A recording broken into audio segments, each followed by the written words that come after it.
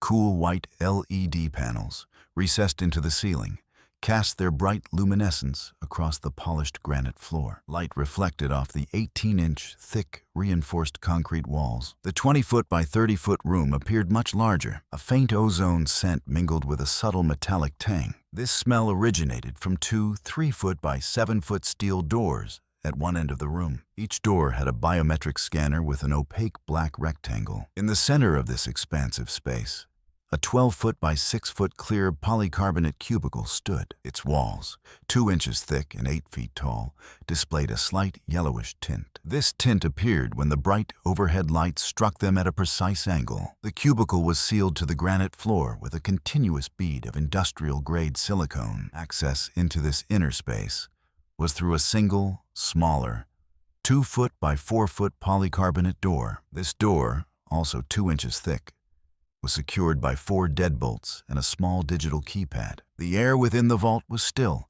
at a regulated 70 degrees Fahrenheit. The distant, almost imperceptible hum of the ventilation system and a soft, rhythmic click were present. This click came as security cameras rotated slowly on their mounts. A fine dust, barely visible, settled silently on the granite floor. The large vault remained extremely quiet. Its automated systems maintained a constant, controlled atmosphere. Air circulated through hidden vents. Security cameras continued their slow, silent sweeps. Stacks of new bills sat undisturbed inside. Each $100 stack was precisely banded. A green digital clock showed 3:17 and 3 seconds a.m. The LED lights hummed very gently. A faint film of dust covered the polished granite floor. The silicone seal remained an unbroken line. No alarms ever sounded. No motion sensors triggered. The vault door remained locked, its scanner dark. At precisely 3:17:04 a.m., a faint shimmer appeared now. It extended 0.5 inches from the sealed base. Hundreds of thousands of individual bills maintained their rigid formation. The shimmer intensified slightly over the next minute, becoming iridescent. Simultaneously, the silicone sealant at the bottom edge began to puff slightly, swelling outwards by 1 millimeter. The bills within the clear cubicle began to blur now. Their sharp edges softened noticeably. The distinct green and black ink seemed to bleed into itself. The precise stacks of money now appeared to vibrate rapidly. The air within the cubicle itself seemed to churn. The yellowish tint of the polycarbonate walls intensified momentarily. The swelling in the silicone deepened, creating miniature domes. The digital clock clicked to 3:17:45 a.m. By the time the single minute had completely elapsed, the cubicle was empty. No trace of ash, residue, or torn currency remained. The subtle shimmer on the lower interior surfaces began to recede. The swollen silicone at the cubicle's base slowly deflated. The cubicle walls showed an intact polymer matrix. A blue flash of emergency lights pulsed silently against polished granite. A forensics team, clad in white Tyvek suits, moved with efficiency. They deployed lasers to scan the walls, dusted for prints, and swabbed the cubicle. Every inch of the seamless floor and ceiling was meticulously photographed. Specialized teams used chemical reagents to test for residues. Sensitive acoustic sensors recorded sound waves. No entry points were found. Hours turned into a full day as standard protocols yielded nothing. The biometric scanners on the vault doors displayed no unauthorized access. Security camera footage showed a shimmering, blurring effect, followed by emptiness. Explosives detection kits registered negative, and spectrographic analysis revealed normal, atmospheric compounds. Every consulting individual stared at the data with bewildered expressions. A prominent television anchor, reporting live, stared directly into the camera lens. "Some say it's supernatural," the anchor stated gravely, his voice lowered. "A curse, perhaps, from a lost civilization, reclaiming what was taken." Others whispered of a jinx, a hex placed upon the vault itself. He gestured vaguely toward the imposing structure behind him. Whatever the truth, the money is simply gone. In a sterile conference room across town, Vice Admiral Vance watched the broadcast.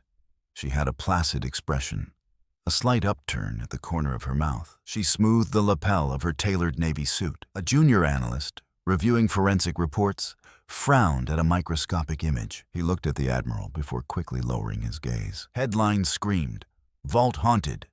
$250 million vanishes." Social media buzzed with theories of ancient spirits and supernatural intervention. Public trust in Aegis's security measures collapsed. The Treasury, paralyzed by public outcry, initiated emergency proceedings to approve Aegis's contract request. A memo was drafted, stamped "Unexplainable Incident," case closed, and placed into a locked cabinet. An open container of liquid nitrogen visibly expelled vapor across the laboratory bench. Eris Thorne lowered a fractured titanium alloy specimen into the liquid by means of tongs. The metal emitted a faint, high-pitched whine. He checked his Omega Engineering HH11B thermometer, observing the plummeting temperature reading. Once stabilized at -196 degrees Celsius, he transferred the piece to the stage of his scanning electron microscope. His fingers moved across the control panel, adjusting focus and aperture. On the monitor, crystalline fracture surfaces resolved themselves, each cleavage plane then glinting. He zoomed in, identifying a distinct region of intergranular fracture. His gaze lingered on an inclusion of observed size 20 nanometers, trapped within the grain boundary. He then made a note in his digital logbook. Intergranular fracture observed. Elemental analysis pending on inclusion at coordinates x equals 45.2 micrometers, y equals 11.8 micrometers. He leaned back. Thorne pulled himself upright, the color in his fingers slowly dimming. The office door opened abruptly, and without a prior knock, a tall, angular woman in a gray suit entered. She held a manila folder, thick enough to be a small textbook. The folder cast a stark shadow on his desk as she placed it. It gently thudded against the laminated surface of the desk. His name was neatly printed there. She nodded once, a brief descent of her chin, and then retreated. The door clicked shut, leaving him alone. Thorne stared at the folder, his pupils contracting slightly. He gently pushed it across the cool, smooth surface of his desk. His gaze drifted past his framed certifications, settling on the grime-streaked window overlooking Chicago traffic. He watched a blue bus lumber past, its engine a distant rumble, and then he closed his eyes, pressing his hands into his orbital bones. The manila folder sat in the precise center of his desk, its classified stamp facing him. A severe, short woman, with sharp eyes and a pristine white lab coat, stood framed in the doorway. "Thorne, the Professional Engineering Board just approved your disciplinary review hearing for next month. Your license is officially contingent on the outcome of your findings in the Aegis case. A full report will be expected from you in the next 12 days. Thorne's left hand abruptly trembled. The woman offered a very thin smile. The board also noted that failure to engage fully or any attempt to withdraw would be viewed as admission of professional negligence. Your license will be permanently revoked." She stepped back. The door clicked shut with a dry finality. Thorne looked down at his trembling hand, then across his desk at the thick manila folder, where "classified" appeared stark against the old paper. Thorne extended his right hand, slow and deliberate, and then pulled the folder toward him. With a deep breath, he uncrossed the red string closure. Iris Thorne stepped into the vault.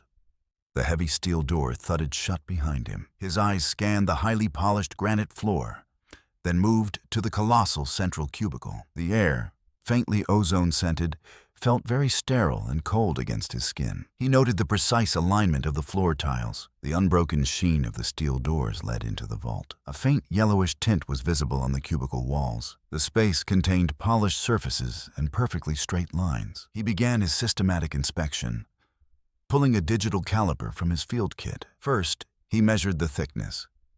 The readout showed 1.503 inches. Next, he checked the seals around the cubicle's polycarbonate door. The rubber gaskets compressed evenly and with precision. A portable ultraviolet light ran over biometric scanners on the main vault doors. The surface remained uniformly clean. No unusual luminescence appeared. He then used a handheld LiDAR unit to map its dimensions. The data displayed a height of 8.00 feet and a base of 12.00 by 6.00 feet. Finally, he used a microbarometer to measure the internal air pressure. It read 101.3 kilopascals. 2 Aegis security personnel, stoic and uniformed, stood by the entrance. "Anything unusual noticed during your shifts?" Thorne asked, his voice echoing slightly. The first guard replied, "Negative, Doctor. All protocols observed. Patrol logs are clean." The second, a woman with an unblinking gaze, added, "No alarms, no sensor anomalies, no unauthorized access attempts detected. Routine operations."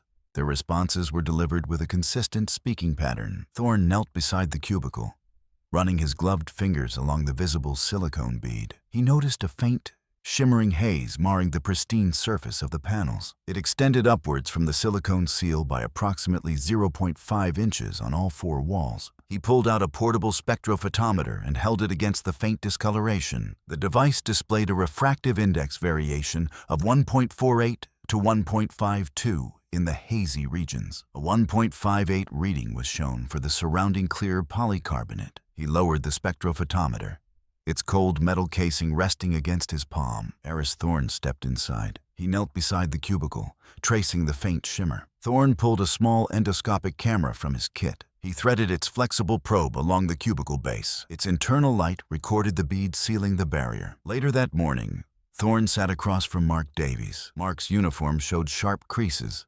A lead vault technician. Davies stated facts about the vault's construction sequence. He detailed silicone batch numbers and curing times. Thorne asked about unusual events during installation. Davies paused, saying commissioning was perfect.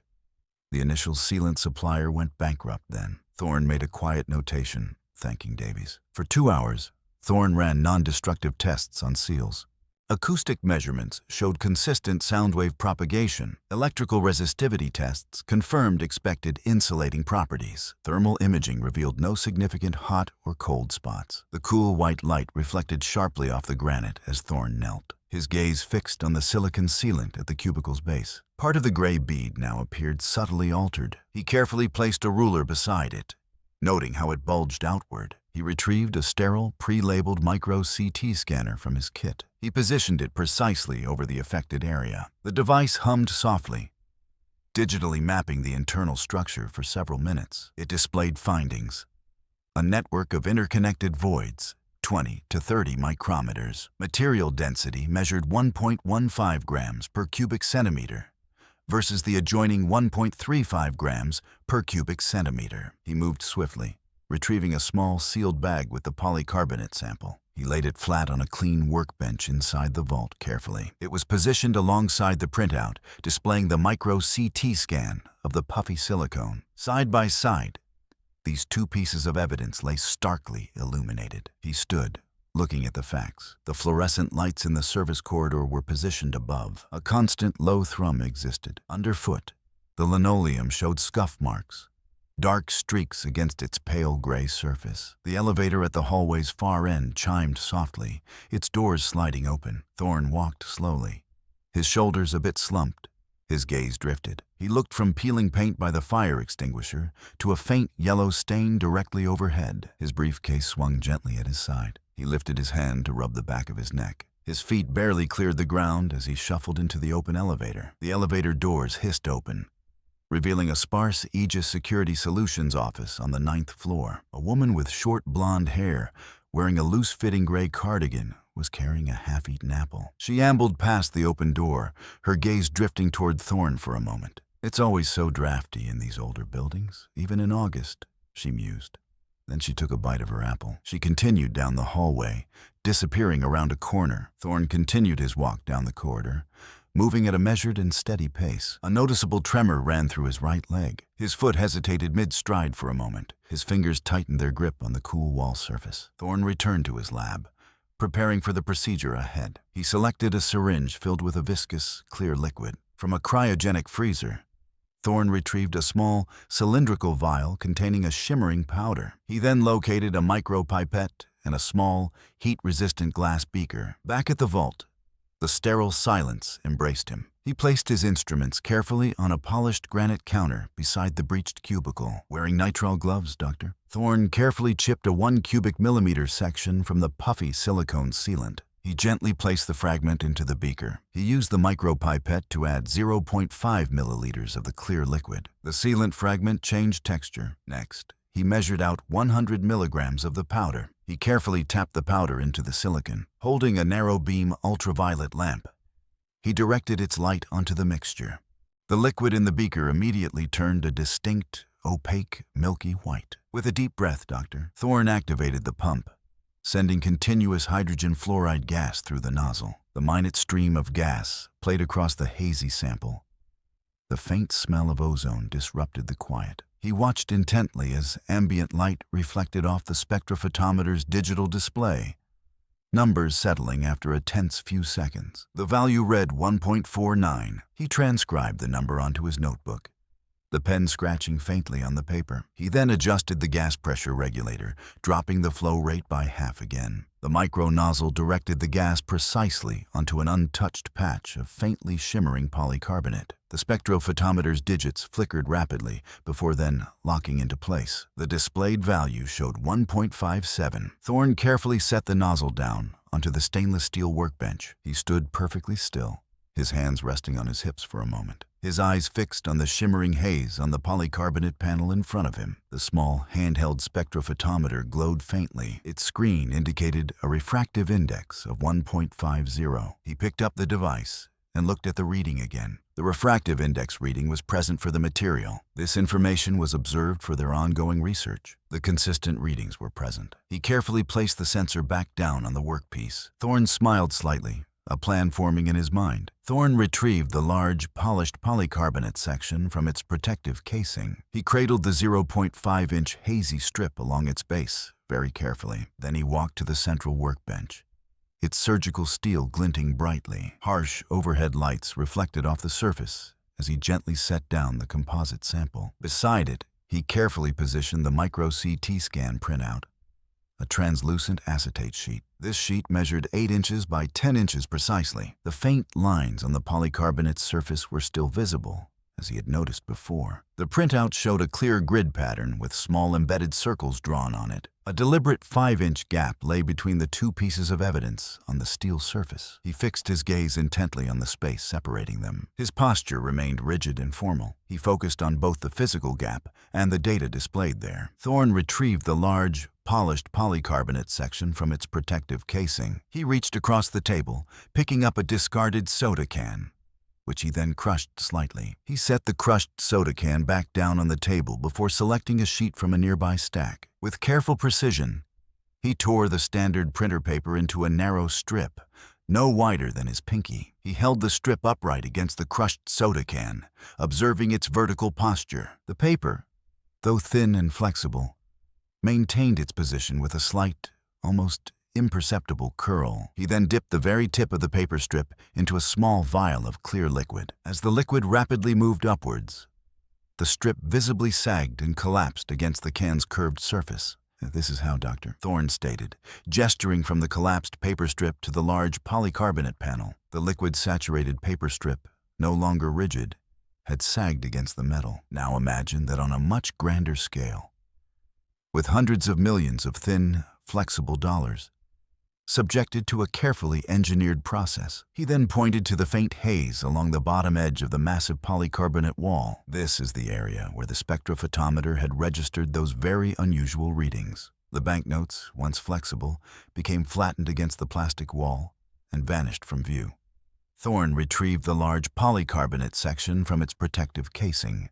He turned the material in his gloved hands, examining the minute haze along the bottom edge. He slid it across the examination table, aligning it with the silicone strip he had excised from the cubicle's base. His gaze swept over the precise measurements taken of the haze's refractive index and the micro-CT scans, visualizing the voids within the silicone. A faint scratching sound drew his attention. A junior technician, meticulously photographing every square inch of the vault floor, held up a small, dark object. Thorne walked over and knelt, noticing the laminated card pressed against the polished granite. He carefully picked it up. An identification card for A. Vance, with the Aegis corporate logo. A faint, almost invisible, laser-etched sequence of alphanumeric characters was visible. The sequence read, PC-012/11-17B. Doctor. Thorne photographed the card, focusing on the minute etching, then gently placed it on a clean sheet of paper. The shimmering haze on the polycarbonate showed solvent-induced crazing. a crucial piece of evidence. The network of voids within the silicone showed the entry point for the secondary solvent. An identification card with its cryptic batch code lay on the examination table. Thorne ran a finger over the smooth surface of the Aegis card. But who, precisely, had orchestrated this elaborate deception? He angled the polycarbonate in the harsh overhead light, tracing the path backward. This shimmering haze marked the final destination for the vanished currency. Through this altered matrix, crisp $100 bills had been irresistibly drawn. This wicking mechanism was activated by a secondary solvent. His gaze moved to the irregular, puffy section of industrial-grade silicone. There, micro-CT scans revealed an intricate lattice of empty voids within its structure. This compromised sealant pointed to the exact entry point for that crucial second solvent. The trace led him further back to the cubicle walls themselves, a non-standard material. It was a proprietary polycarbonate blend, now understood for its unique properties. This specialized blend had inherent internal stresses, a waiting chemical accomplice. Weeks or months ago, an atomized mist of solvent prepared this surface. He ran a gloved hand along the cool, smooth surface of the cubicle. He traced the invisible timeline of its insidious transformation. Thorne wiped a gloved finger against the clear panel, a glint of the haze clinging to the pad. The money might have vanished as if by magic.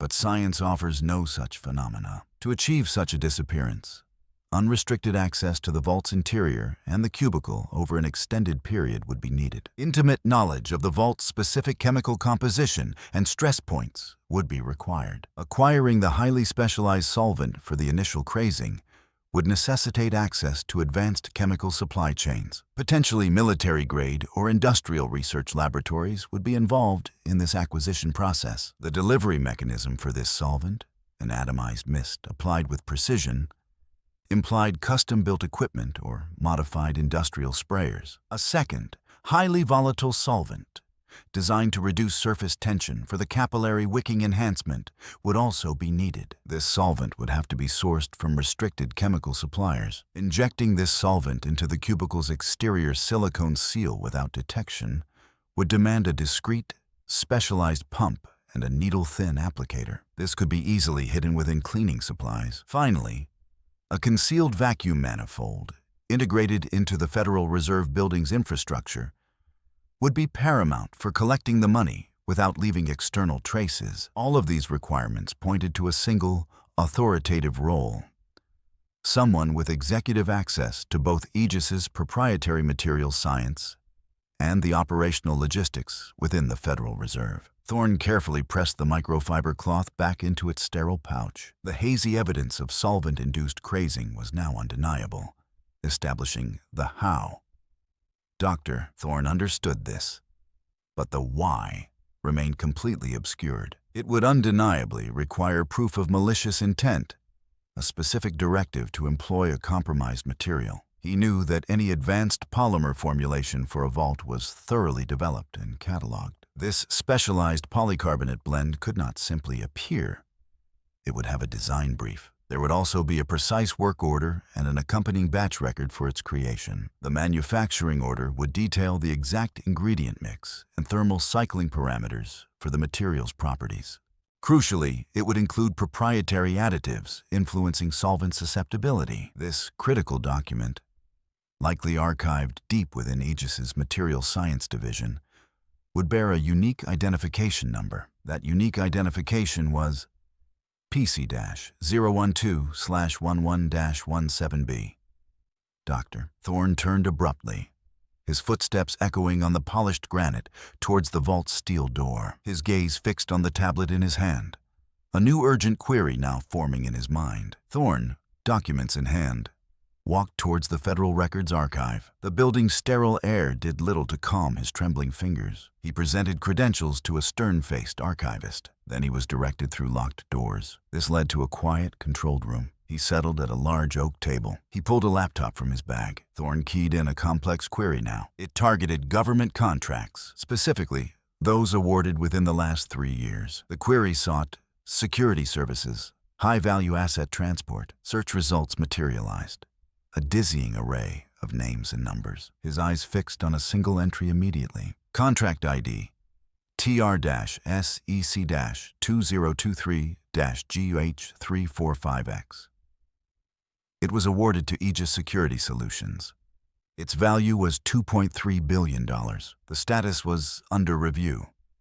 He printed the entire 50-page document. The inkjet printer rattled softly in the silent room. He meticulously highlighted Aegis, services, and dollar figures. He then cross-referenced a clause that mentioned performance-based incentives. It also mentioned contract renegotiation triggers. This led him to separate financial statements. These statements were filed by Aegis with the SEC. He downloaded them from the SEC's public database. Within those SEC filings, he found a detailed executive compensation report. This report explicitly outlined Vance's remuneration package. This included a bonus, $75 million in Aegis stock options. This was contingent on his securing the Treasury contract. He then pivoted to Aegis's internal project software. A loophole in his access credentials allowed auditing. A project code, Operation Chimera Polycarbonate 5.2.0, appeared. It linked directly to the Vault security cubicle. Further drilling down, he found a procurement order.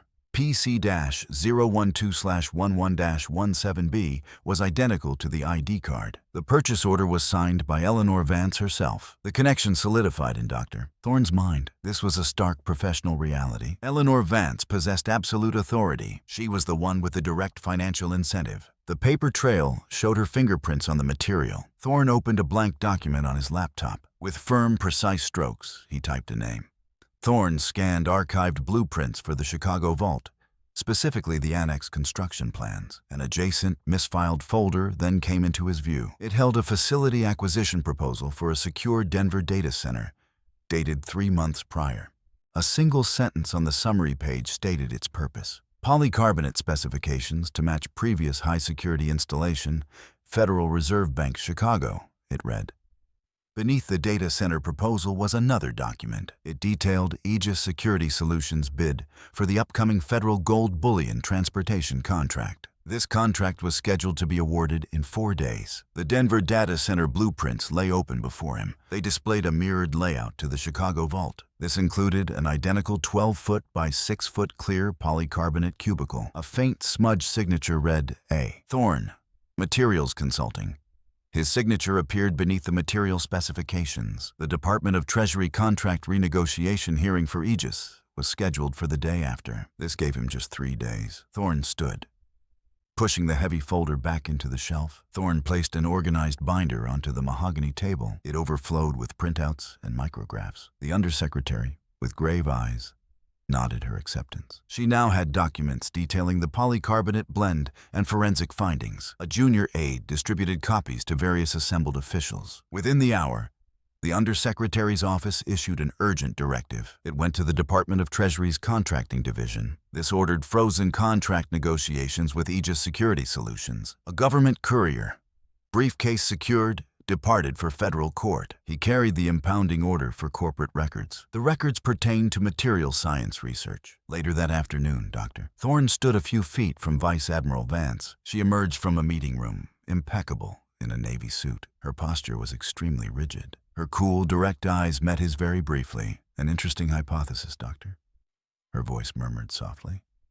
Her gaze then flickered almost imperceptibly to the polished granite floor. Thorne simply stood, hands clasped loosely. He watched her turn and walk away. Her heels clicked softly down the long corridor. The letter arrived via certified mail 4 days later. It was crisp, official, and bore the board's seal. His name, Dr. Aris Thorne, was clearly typed at the top. The second paragraph contained a decisive sentence about his license. He scanned the words etched on the page. He then walked to his office safe, withdrew his engraved brass plate, and laid it gently on his desk. The brass caught the afternoon light. It glinted dully against the polished wood. The Department of Treasury's $2.3 billion contract with Aegis Security Solutions remained unsigned. Thorne then pressed the eject button on the small digital voice recorder. He removed the small silver device from the nearby charging dock located in the office. He then skillfully slipped the voice recorder into the front pocket of his always-present briefcase. He quickly clicked the chrome latches on the worn leather bag, securing its contents. He then stood up from the conference room chair,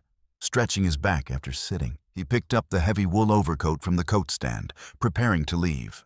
He quickly found his car keys buried in the coat pocket, a familiar occurrence. He then clicked the car's remote, and the vehicle immediately chirped in the dark parking garage. Thorne stepped from the hushed lobby of the Federal Reserve Bank onto LaSalle Street. He felt the cold, damp Chicago air immediately against his face and skin. He moved his Oxford shoes across the wet pavement, passing a series of black sedans. Thorne then heard a newspaper vendor shouting, his voice muffled entirely by the strong wind. Thorne reached for the heavy brass handle of a waiting taxi, eager to escape the cold. He opened the passenger door and quickly stepped inside the warm, inviting vehicle. The driver acknowledged him with a brief nod and then pulled away from the curb. Thorne settled back, ready to leave the chilly night behind.